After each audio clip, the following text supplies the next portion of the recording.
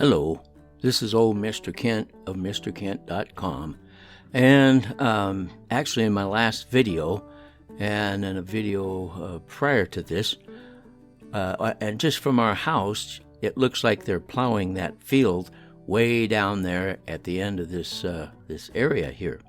And I want you to notice over on the right-hand side, there is some dust being brought up, and that's because that's where their manure piles are, and they use manure to fertilize these fields right through here. And so somebody's over there either loading up or dumping fertilizer.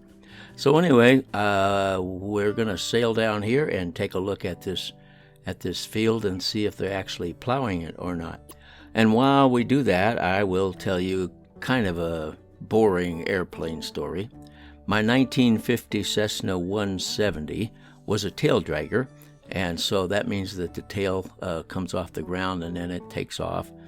And it had, back in those days, they used the same thing that Dodge used to regulate the voltage. Now they have, electronic voltage regulators, but back then they had this little box. When you took the cover off, had 2 or 3 coils of wire with some springs hooked up to different places, and then some screws, and you could adjust how much voltage you wanted the battery to be charged by when you were flying. You could also adjust the current.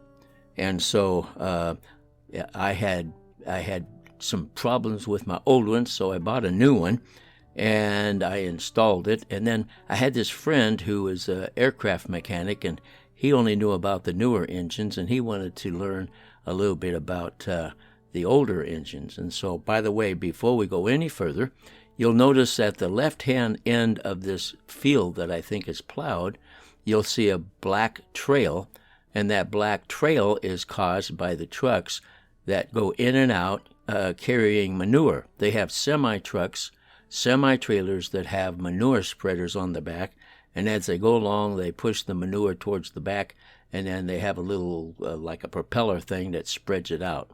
And so I can tell now that they have been driving those trucks up. So the fertilizer trucks, it looks like they didn't plow this field, but they've been driving the fertilizer trucks back and forth on it and fertilizing it, and I think they're probably going to go back to growing some kind of a crop on it. I'm just guessing, but when I looked down here, it looked like it was plowed, but I don't think it's plowed. So anyway, back to the story. So that voltage regulator, I had to replace it, and he wanted to go out to the airport with me and watch me adjust it to make sure that it gave the right voltage to the battery. If you charge it up too much, then you boil your battery, and if you don't charge it up enough, the battery doesn't charge. So you got to set the voltage just right, and it's going to be probably somewhere between 13 and 16 volts. And so you tried to hit a happy medium. So what you did is you adjusted it. You got out, put the cowling on, put the cowling up, and then work on it, and then close it up. Go in, start the engine, and have a voltmeter hooked up. Well, I just hooked it up to the cigarette lighter. Yeah, they used cigarette lighters back in the 50s.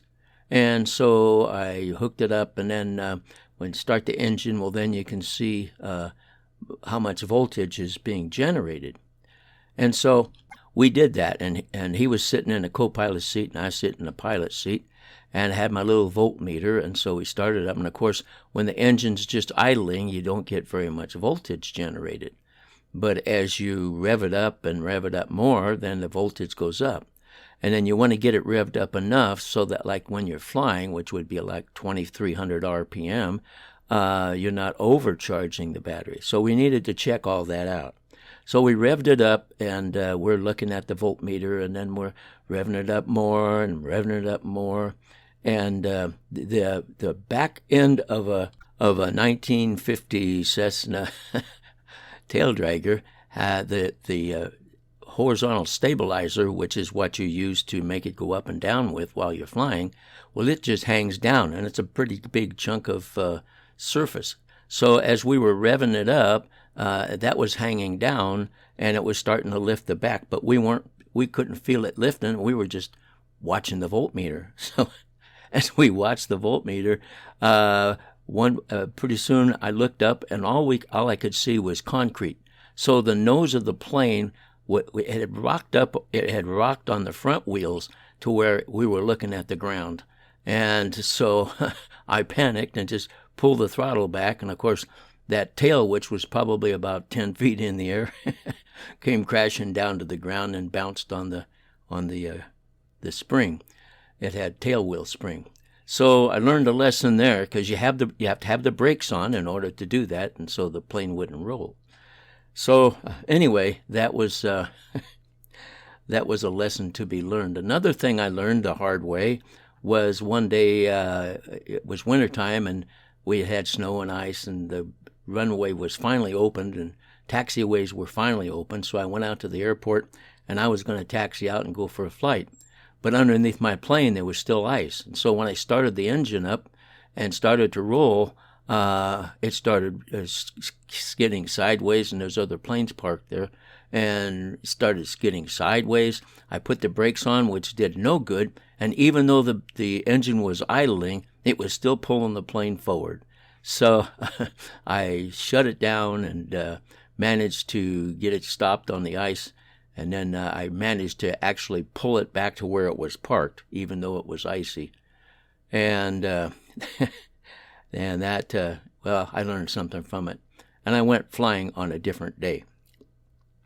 Well, in my last video, I wanted to show you how they supply water to the community down here in Arizona, because where I come from, up in Washington, they usually either they have a reservoir that the water drains down from, or they have a water tank that's up about 100 feet or so, and they pump water into it, and then the gravity flow of the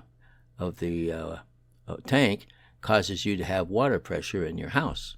But down here, they don't build the towers. Down here, they do what you're looking at here. They pump it into that great big tank, and then they run it over through a pipe, and they pump it into, from there, they pump it into a smaller tank, which is behind what looks like a tree right now, but that's it's a phone pole. Anyway, so they pump it over there, and then they have motors that pump air in, and that pressurizes the water. And like if they want it to be 120 pounds or something like that, they have regulators, so it keeps it pressured at 120.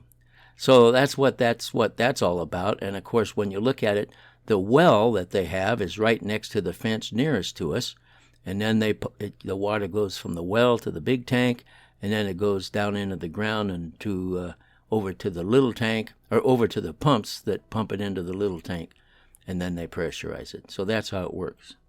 Well, I think I've got time before we land to tell you or read you a poem.